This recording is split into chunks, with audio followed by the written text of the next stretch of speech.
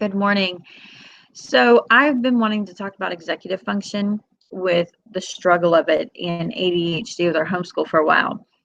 And every time I try to sit down to make the video, it does not turn out well. So I decided this morning to go ahead and jump on here live. So if any of you make it, that will be amazing. But for the most part, just to get my video out. So I hope you don't mind me doing that. So ADHD executive function. I don't know if many of you have heard of this. If you have ADHD, you might. I know before realizing how ADHD I was, um, I really had a hard time feeling guilty about my executive function failures. So for those that don't know executive functions, it flows. What is executive function? Um, it follows and naturally that someone that with issues with executive function may have problems with analyzing, planning, organizing, scheduling, and completing tasks at all or on a deadline. And sometimes that's even like just being able to focus on what you need to focus on. This is the times when you have things that need to get done and you decide to take over and gut your kitchen because that seems like more fun, even though that's not something you really want to do. It's crazy how executive function just will literally throw you somewhere else when it's not working. Everything's better. I remember so many times studying and literally I would have to fold my laundry before, but I'm not a laundry folder either. I ran into that getting ready for the exam I took in October.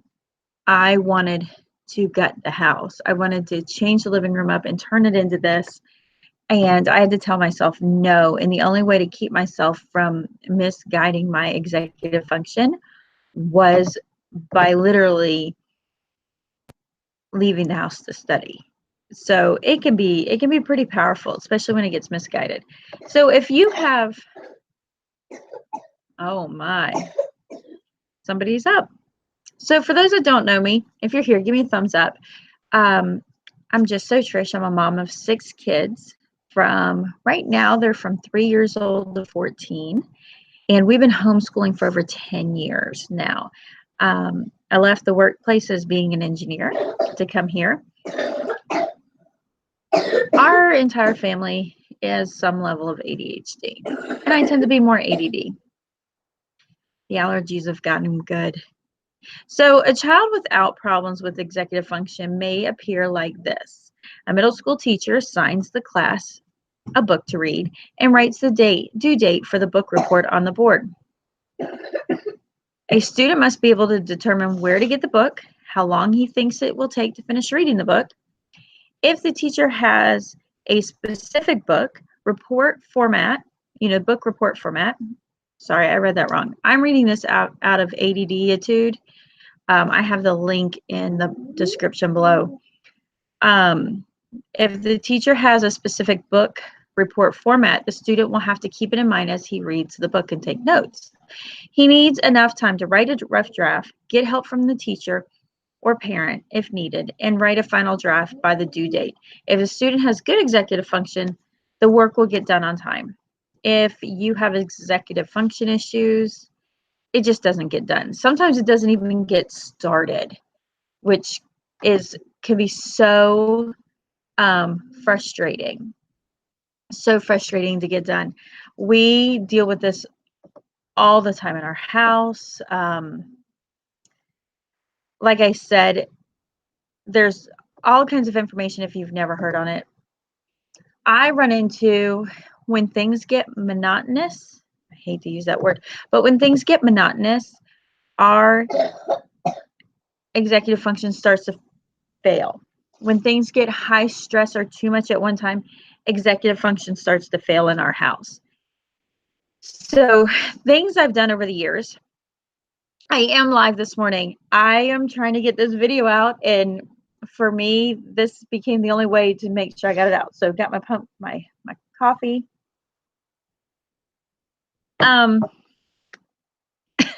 So high stress, a lot of things going on at one time. sometimes it'll kick us into hyperfocus, and sometimes it'll kick us into not being able to handle our executive function. I think over the years of not realizing that we were having executive function issues or having ADHD issues is I would change curriculums when everything fell apart, because I felt like this doesn't work anymore. Or we'll go cough in the bathroom.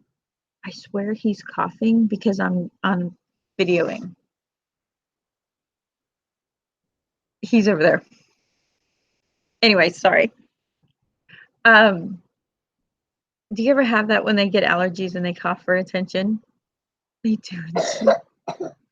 My crew will do it, and they'll look at you and they'll be like, anyway, side note, squirrel. See, there goes my executive function. Anyways, we have swapped curriculums because executive function has gone crazy. Now, my daughter's finally getting to the point, my oldest at 14, that she'll have hyper-focus moments. Hold on. You need to go wake up your brother. She'll have hyper-focus moments now. But then at the same time, she'll look at me and there's like nothing happened. Now, she's moving to the point of coping, my oldest, that when she cannot focus or stay attentive, she'll start doing something else. My son, who's 12 and a half, is in a different spot where he still just looks out into space. And that's one of the big things. It's like, why don't you just get this done? And yet they just kind of look out into space and you're like, what are you doing? So our latest round of executive function failure was when I came back from the exam. I was so exhausted and so wore out from being hyper-focused that I was just kind of like, I don't want to prioritize anything. I don't want to write anything out for you. I kind of would tell them what they needed to do and nothing would get done. And the stress they were on for the 4 or 5 days I was gone and everything being mixed up and everything changed, they were just like, we just want to sit and watch TV and veg out for the rest of our life right now. Leave us be. And they weren't saying that by any means, but that's just how it was going. And so we kind of took some time, and I had to take some time and realize I needed to get myself together and get, kind of get my part together, and then start figuring out a way to assign work again and work with them. When you're dealing with an ADHD child, a lot of times what they need the most is somebody to sit alongside of them and modeling. I cannot begin enough to tell you, modeling the work, walking alongside of them is probably the most important thing you can do. I remember being a kid, and if it wasn't interesting or useful, I didn't care. And all reality is, I thought that was very unique to me. And the more and more I'm around the ADHD community, I realized not so unique. The all-night study sessions of researching weird facts on my phone is very common for us. And I always felt like I did best in an apprenticeship style. I feel like I'm meant for apprentice style work. Put me in that and I do much better. Well, I think I do much better because I'm walking alongside somebody, and it helps me stay focused. It helps me stay focused. And that has been very winning for us. So I feel like I'm rambling. I feel like I'm scrolling off. I did write down what I was going to say, which is pretty impressive. I just don't know where I put it. So the first few weeks was really just a hot mess trying to get there. One of the things I tend to do a lot is change planners or change ideas. I don't think I have my daughter's. Of course not. I wouldn't have pulled that together. I started writing out for my son. So this is a really cool one. I like this one. It's actually a spiral notebook in this cool little 5-star setup. It's got the pen, because that can be a problem. We've already lost 2 pens. We don't really keep track of our stuff very well. So he definitely needs less is more. And we started using this setup.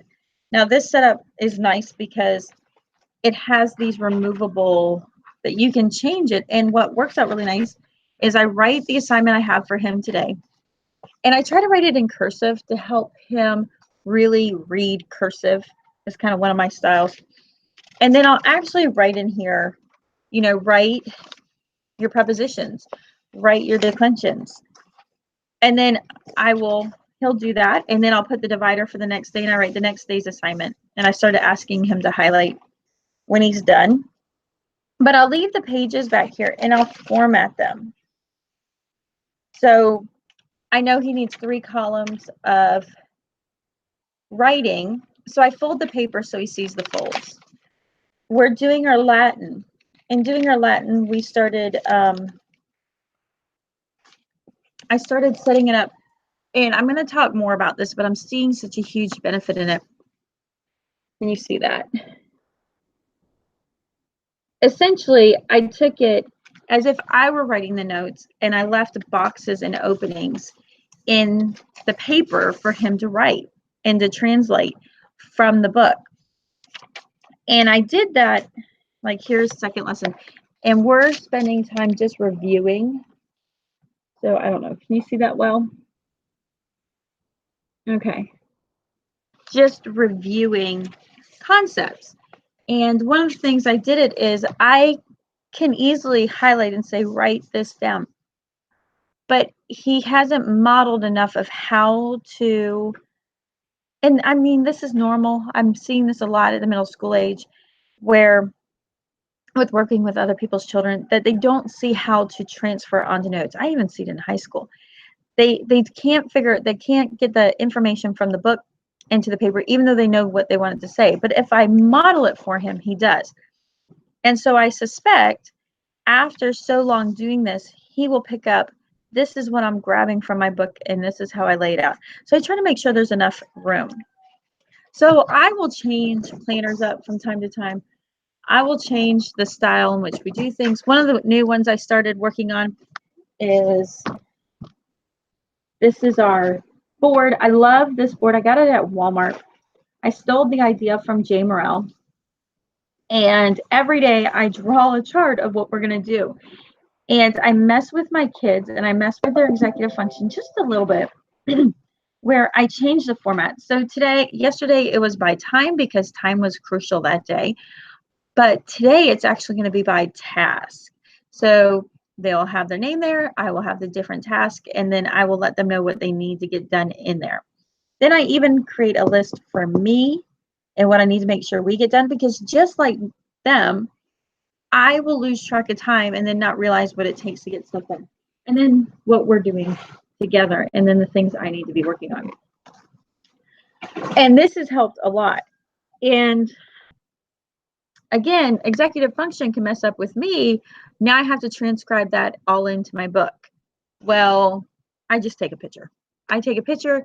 If I want to put it into a book later, I can put it into a book later, but I have real time what we've done. So a lot of times dealing with the executive function with your kids, my biggest thing I found that's the most helpful. Oh, will you get that bacon out? It won't pop you. I'm gonna have to go. Is model.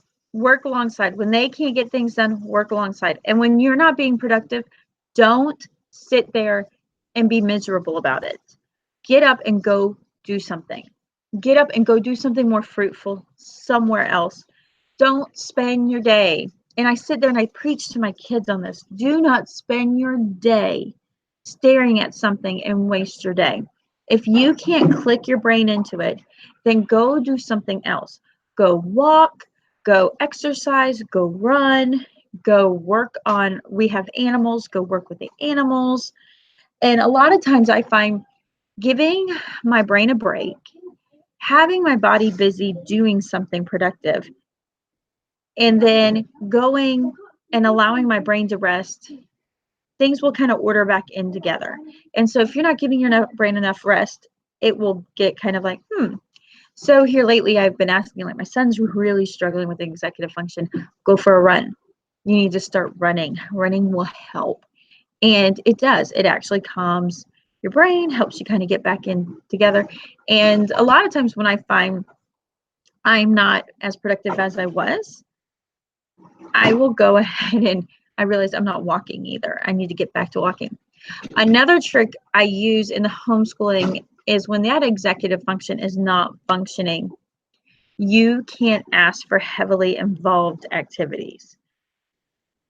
I'm going to say like deciphering your Latin or trying to work out problems. When we run into those types of things, I moved back to copy work. Copy work has probably been the biggest lifesaver in our ADHD executive function journey. I'm going to tell you, we had a major win. So my 14-year-old daughter is 8th grade, and she was in 6th grade, and we were in January of her 6th grade year, so not even that long ago. She had still not wanted to memorize and learn her math facts.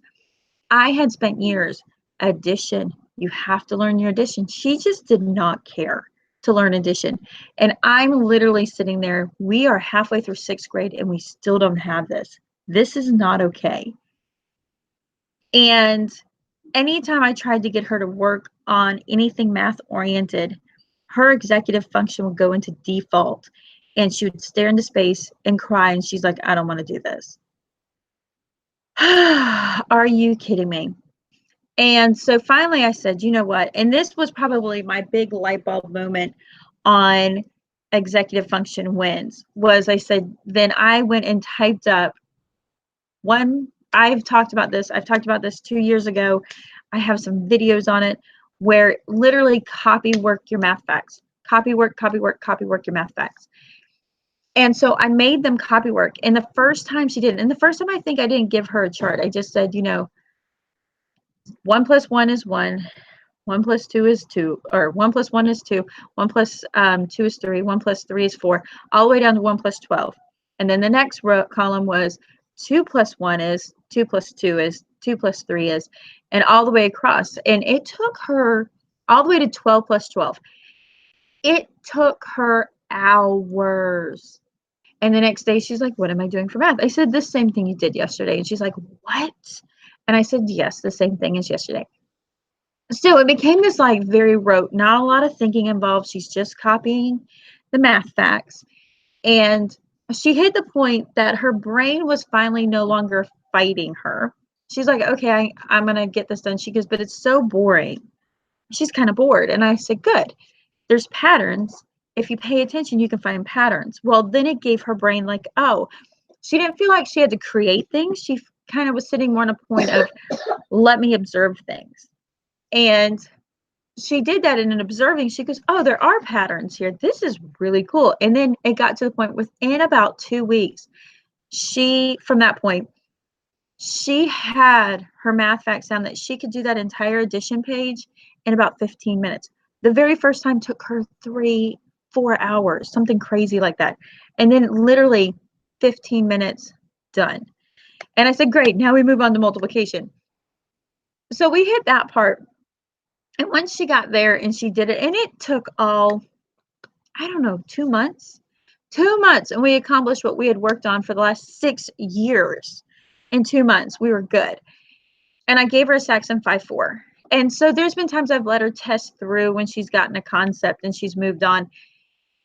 And then there's, we worked through it. So yesterday, she finished Saxon 7. No, yesterday she started Saxon 8-7 in 2.5 years. She's not a genius. She just was very reluctant. And the training and the monotony and knowing what to expect. And sometimes with that executive function, if we're having to create something new and we're kind of overwhelmed, we won't do anything but that, even though we want to do it and even though we want to get it done. And that has happened a lot this year in Latin for my son. My daughter, not so much. Now we're using Henley Latin, and I'm going to tell you, and this is something I struggle with myself. Henley Latin looks that dry. Absolutely looks that dry. But my daughter, and I'm not picking on Lamplighter whatsoever. They just do a really good job at maintaining the integrity of the text. My daughter has way more time spent with books that look like this. And these are lamplighters. We use a subscription service, so we get one book a month, and they're all written 18th, 19th century. They're phenomenal things. Phenomenal. We absolutely love these books. So when she looked at this, she wasn't overwhelmed at the dryness of the text. She was very much familiar with that style of text, and from there she was like, okay, this is what I'm going to do. And there's these cute little stories, not cute, but there's these relevant history studies. Now my son has been a reluctant reader, an absolute reluctant reader. The moment, let me see if I can imitate him. The moment he looked at that text, he went, the eyes rolled back in his head.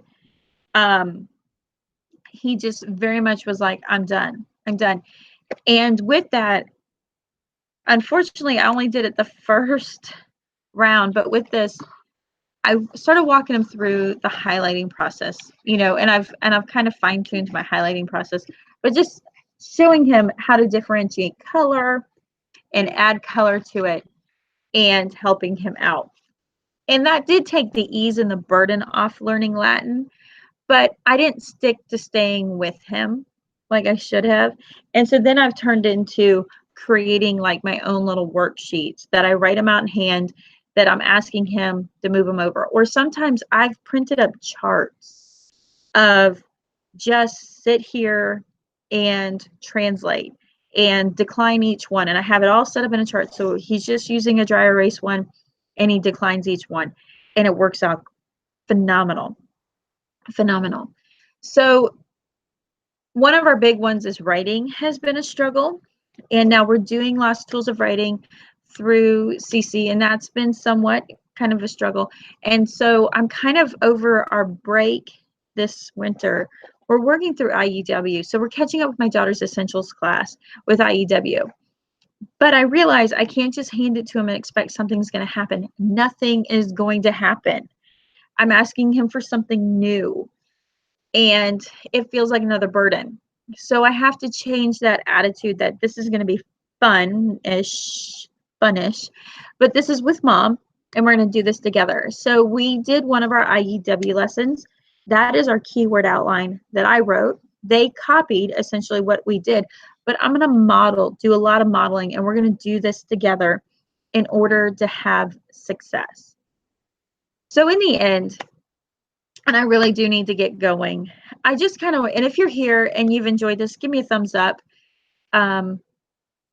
We're always still figuring this out. It's always finding the new way to break through kind of stagna.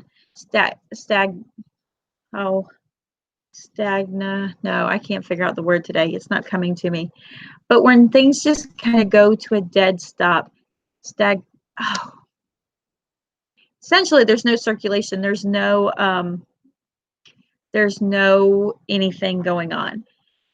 When you just feel like you're pouring into, here's what we need to do, you can do this, and they're just sitting there looking at you like, I'm not doing anything, nothing's working. And just as frustrating as it is to you as mom, stagnation, thank you, stagnant or stagnation. I could not get the last ending of the word out. Just as frustrating as it is to you as mom, going, why aren't we moving ahead? We've done nothing this week? Listen, I've had those weeks in the last 10 years. I've had those weeks. And you feel like, what am I doing wrong? Why aren't you learning this? Should I put you back in school? Because you're just like, what's going on? It's going to happen there too. It happens. And the biggest part is figuring out how to sometimes change the delivery of what you do. So I've done the delivery.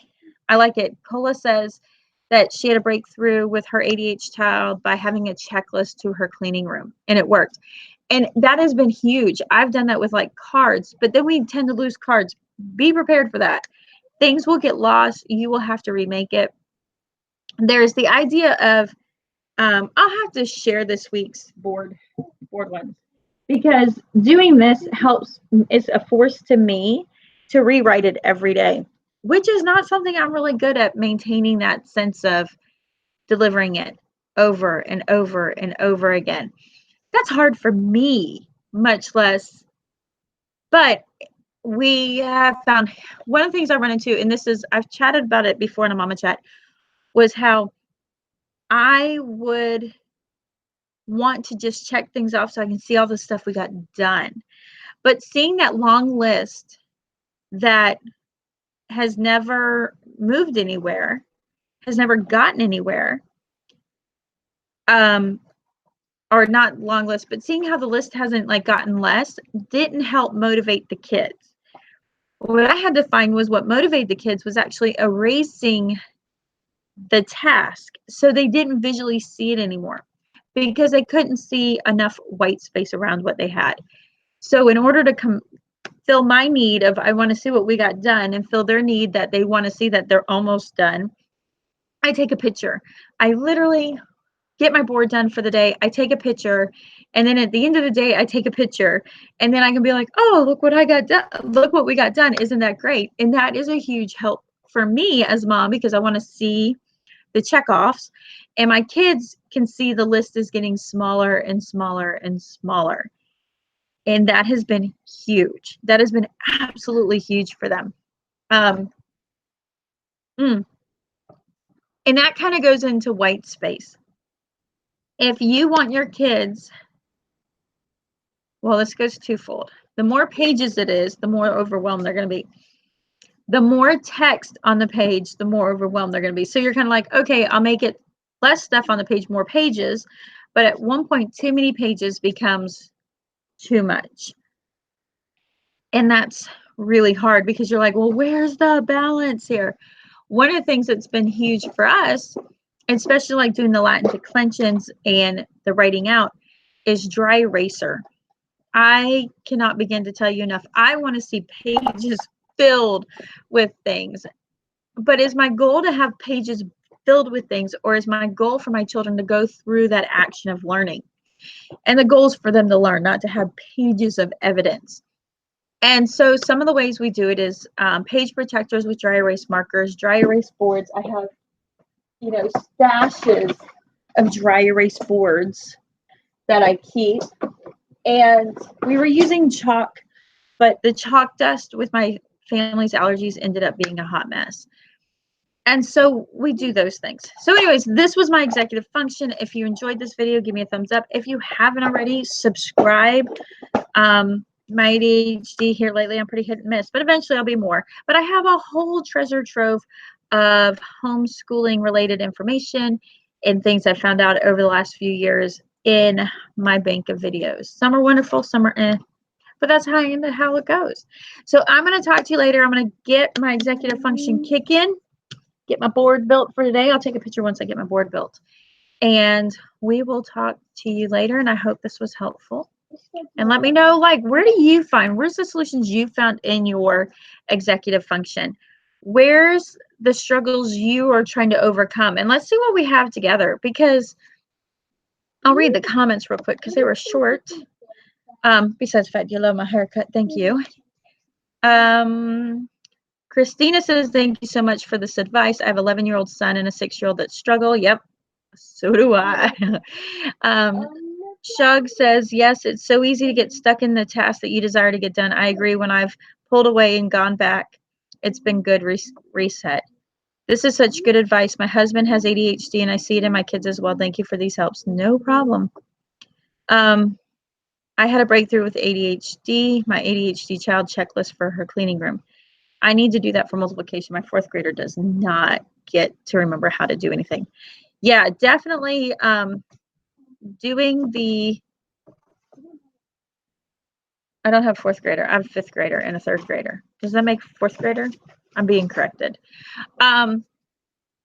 Copy work definitely has been our saving grace. When things aren't clicking, I just find things that I can pour into their brain. And this is where I definitely feel like with the ADHD, the classical education model kind of comes in, because that will be a whole nother topic. Anyways, I'll talk to you later. Have a great weekend.